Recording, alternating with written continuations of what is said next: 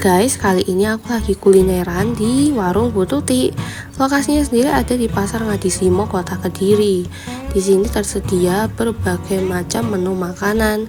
Untuk makanannya sendiri itu ada yang gorengan tanpa bumbu maupun yang pakai bumbu juga banyak. Harganya tuh juga murah-murah loh guys, mulai dari Rp1.000 aja. Kalian bisa pesen makanan yang nasi bungkus atau cuma lauknya sendiri itu juga bisa. Ada juga lontong ya, terus botok, banyak banget kalian bisa beli di sini. Untuk nasi bungkusnya sendiri itu juga bervariasi tergantung lauknya, mulai dari 5.000-an aja. Pokoknya guys, kalian jangan lupa kulineran kesini.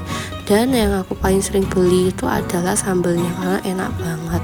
Jangan lupa mampir kesini dan kulineran di warung Bu Tuti guys. Jangan lupa like, comment, dan subscribe juga ya.